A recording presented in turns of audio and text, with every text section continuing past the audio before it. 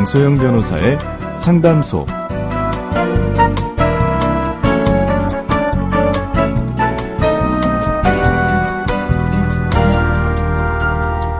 양소영 변호사의 상담소, 양담소를 찾아주신 여러분 환영합니다. 양소영입니다. 경찰은 가족이 보는 앞에서 40대 남성을 폭행한 20대 여성을 특수상해 등 혐의로 검찰에 송치했습니다. 이 사건은 피해자가 온라인 커뮤니티에 당시 상황을 찍은 동영상을 올려서 공분을 일으키기도 했는데요. 경찰은 여성이 폭행 도구로 쓴 휴대전화를 위험한 물건으로 간주해서 특수상해 혐의를 적용했다고 밝혔습니다. 자, 행인을 폭행한 만취녀의 손에 쥔 휴대전화, 흉기가 될 수 있을까요? 법무법인 승인 양소영 변호사입니다. 만취녀가 든 휴대전화, 위험하죠. 형법상 위험한 물건이란 무기나 폭발물처럼 그 자체로 흉기에 속하진 않지만요. 특수한 상황에서 특성과 사용 방법에 따라서 사람을 죽이거나 다치게 할 수 있는 물건까지 포함을 하고 있습니다. 위험한 물건이라고 인정이 되어서 이를 이용하여 상대방을 다치게 하는 경우에는 특수상해가 인정돼서 가중처벌을 받게 됩니다. 네, 사법당국이 위험한 물건이라고 판가름한 기준을 좀 예를 들어서 볼까요? 과거 판례에서는 하이힐, 맥주병, 당구 큐대, 자동차 등이 법정에서 위험한 물건으로 인정이 돼서 가중처벌의 근거가 됐습니다. 휴대전화 역시 모서리로 직장 동료의 눈과 머리를 때렸다면 징역 1년, 집행유예 2년 처벌이 내려진 사례도 있습니다. 그래서 휴대전화는 당연히 위험한 물건에 해당한다 이렇게 판시를 했습니다.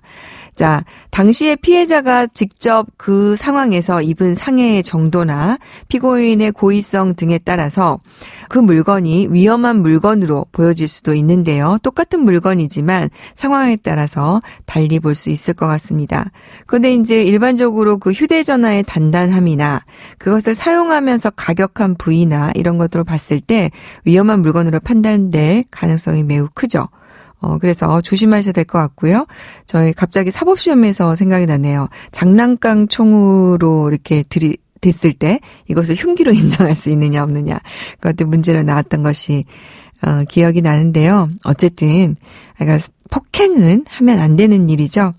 그 온라인 커뮤니티에 올랐던 사인은 또 여성이 남성을 폭행함으로 인해서 뭔가 성대별처럼 굉장히 조금 논란을 일으켰던 사건인데요. 어쨌든 남성이든 여성이든 폭행은 절대 해서는 안 될 것 같습니다.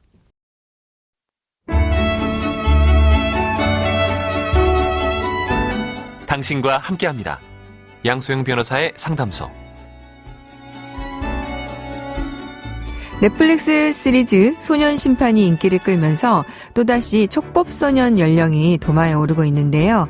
소년범죄 처벌 강화가 정답일까요? 소년범죄 사건을 맡고 계시는 김수현 변호사님 모셨습니다. 안녕하세요. 네, 안녕하세요. 법무법인 오나의 김수현 변호사입니다. 네, 지금 서울가정법원에서 소년보호 국선보조인으로 활동을 하고 계신다고요? 네, 소년보호 재판의 경우에는 최종적으로 보호 처분을 하기 전에 약 3, 4주간 소년분류심사원이라는 곳에 위탁 처분을 하는 경우가 많습니다.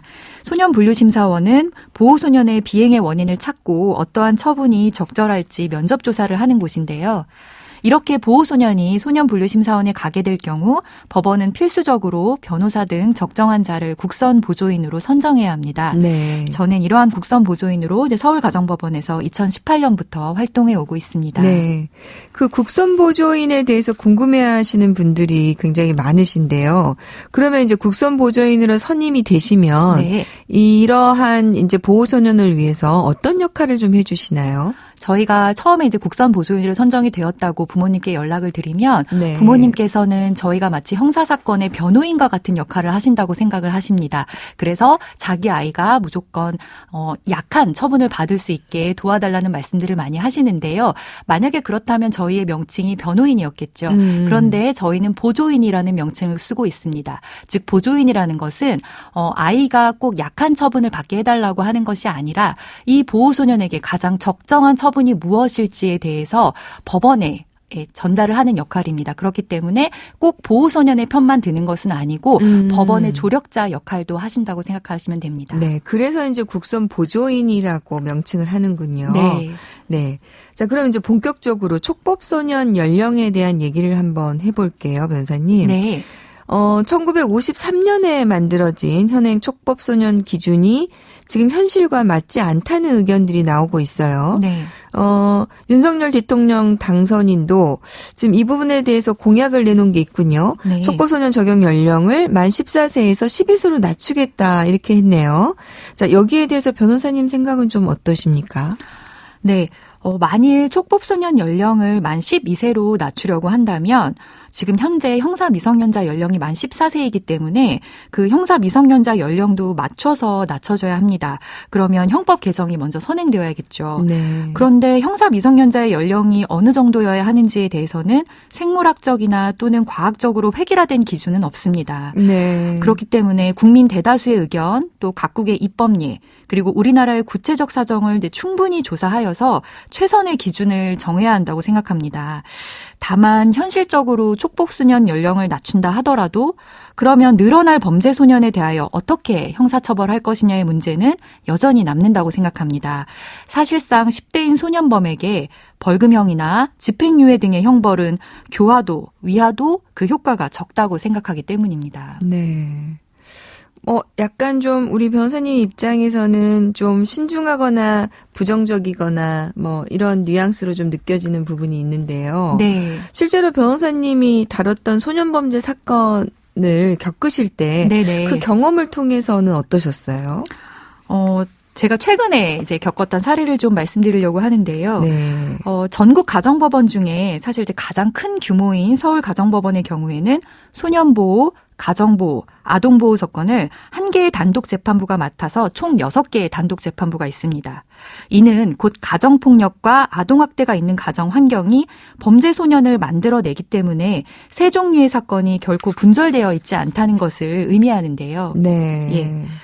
최근에 여러 차례 이혼하여 가정이 붕괴된 상태에서 급기야 아버지가 아이들을 버리고 다른 지방으로 가버려서 돌봐주는 어른이 전혀 없던 초등학생 남매가 있었습니다. 그러다 보니 오빠가 음란물에 빠지게 되었고 너무 안타깝게도 여동생을 성폭행하는 사건이 발생했습니다. 그러니까 이제 변호사님 말씀대로 이게 이제 아이들이 문제를 일으켰는데 이것이 과연 아이들만의 잘못이냐. 그러니까 결국에는 가정에서 제대로 된 보호를 못 받아서 야기되는 문제가 어쨌든 이거를 분리시킬 수는 없다. 네. 지금 이런 말씀이잖아요. 네.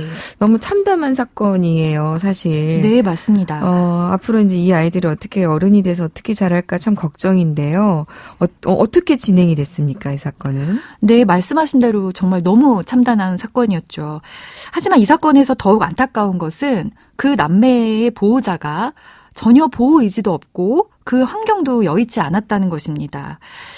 그리고 사실 오빠에게 소년법상 가장 중한 처분인 소년원 2년의 시포 처분을 한다고 해도 2년 후 다시 사회로 돌아왔을 때 갈 수 있는 가정도 없고 또 피해자인 여동생과 분리도 안 될 것이라는 점 때문에 사실은 사건에 관해서 정말 고민이 많았습니다. 그리고 판사님께 어떠한 처분 의견을 드려야 판사님께도 도움이 될지 또 생각이 참 많았고요. 그러셨겠어요. 네. 결국 이 사건은 이제 피해자인 여동생은 다행히 그룹홈에서 성장할 수 있도록 조치가 되었고 가해자인 오빠도 시설에 위탁돼서 제대로 된 성교육을 받을 수 있게 조치되는 등의 보호 처분이 잘 내려졌습니다. 그러면 이제 오빠는 6호 처분이 내려진 겁니까? 아니 정확하게는 1호 처분이 내려졌는데요. 네. 1호 처분 같은 경우에도 보호자한테 돌려지는 것은 아니고 감호 위탁할 수 있는 곳이 있기 때문에 그쪽으로 가게 되었습니다. 그렇군요. 당시에 오빠 나이가 몇 살이었죠? 당시 오빠 나이가 만 11세였습니다. 그랬군요.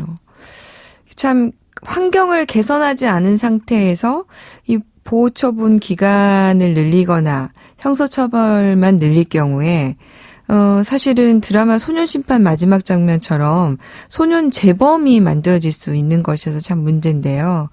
변호사님이 지금 말씀 담당하셨던 얘기해 주신 사건 역시 아이의 처벌만으로 해결할 수는 없는 문제여서 참 이게 어려운 것 같습니다.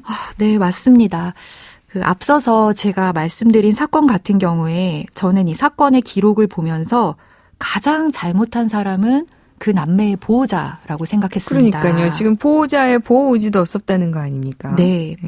그 소년 심판 드라마에서도 보면 주어진 환경에 소년들이 얼마나 영향을 많이 받는지 잘 영상으로 보여주고 있거든요.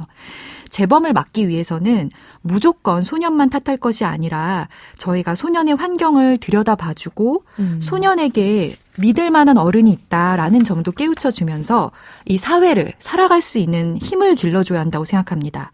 그러기 위해서는 사회가 좀 더 소년들에게 관심을 가져야 하고 특히 가정법원이 좀 더 후견적 역할을 해야 하는 것이 중요하다고 생각합니다. 네. 그 이제 실제 드라마에서 보면은 이제 판사님들이 아이들을 만나는 장면. 네. 그 아이들이 잘 이렇게 보호시설이나 이런 곳에서 지내는지를 보는 장면이 있는데 네. 이게 이제 가정법원이 하고 있는 후견적인 역할을 확대해가고 있는 추세이더라고요. 예, 맞습니다. 네. 저도 이제 국선보조인을 잠시 한 적이 있었는데 그때 이제 분류심사원에 있는 아이들을 보면 사실 부모님들이 적극적으로 아이들을 보러 오고 아이들이 잘 반성할 수 있도록 하는 부모님이 있는가 하면 네. 진짜 분류심사원에 들어가 있어도 뭐 한 번 와보지 않는 부모님도 계시더라고요. 네. 그러면 이제 그때 저도 드는 생각이 이 아이들이 이 사건이 끝난 이후에 과연 다시, 가정으로 돌아갔을 때 제대로 생활을 할 수 있겠느냐. 참 그 부분이 걱정이었는데. 네. 변호사님 얘기해 주신 것에 대해서 공감이 굉장히 많이 갑니다. 네. 네. 청년 보호시설에 대해서 저도 보니까 6호 시설이라고 하나요? 네, 굉장히 맞습니다. 부족하더라고요. 이런 부분은 좀 어떻습니까? 네, 그 드라마 소년 심판 속에 나오는 그 푸름 청소년 회복센터와 같은 그 청소년 보호시설, 즉 저희가 이제 흔히 6호 처분 시설이라고 얘기하는데요. 이러한 시설이 일본만 해도 약 그 전국에 50여 개 이상을 가지고 있지만 우리나라는 전국적으로 8개에 불과합니다. 이거는 비율적으로 봐도 굉장한 차이군요. 네. 또 그나마 국가가 운영하는 것은 그 8군데 중 단 한 곳도 없습니다. 아, 그래요? 네. 이렇게 된 이유는 사실 이제 부족한 예산과 운영상의 문제가 가장 큽니다. 네. 네. 6호 처분 시설이라는 곳이 단순히 아이들을 재우고 먹이는 것에 그치는 것이 아니라 다양한 프로그램을 통해서 아이들을 변화시키는 게 매우 중요한데요. 근데 이제 그런 시스템이 충분히 뒷받침되지 못하는 게 현실이거든요. 게다가 정확히 이런 시설이 어떤 역할을 하는지 모르는 지역 주민분들께서는 이를 마치 혐오시설처럼 여겨서 시설 설립을 반대하는 경우도 왕왕 있습니다. 그러게요. 네. 또 그러다 보니까 이렇게 수가 적은 6호 처분 시설은 늘 과밀화 상태일 수밖에 없어요. 그러다 보니 이제 직업훈련이나 교과 수업 등 청소년에게 필요한 최소한의 교화가 안정적으로 꾸준히 이루어져야 되는데 이제 그럴 수 없다는 좀 아쉬움이 있습니다. 네. 오늘 우리 김수현 변호사님 모시고 말씀 나눠봤는데요. 우리 김수현 변호사님은 한국여성변호사회에서 인권이사를 또 맡고 계시고요. 우리 여성 변호사 내에 아동 인권과 관련된 특위도 만들어져 있지 않습니까? 네, 맞습니다. 네, 저도 같이 참여하고 해서 우리 좀 활발하게 김수현 변호사님 활동을 좀 응원하도록 하겠습니다. 오늘 도움 말씀 감사합니다. 네, 감사합니다. 양소영 변호사의 상담소 양담소는 내일 또 문을 엽니다. 끝곡 커피소년의 겨울이 봄에게 들려드릴게요. 양소영이었습니다.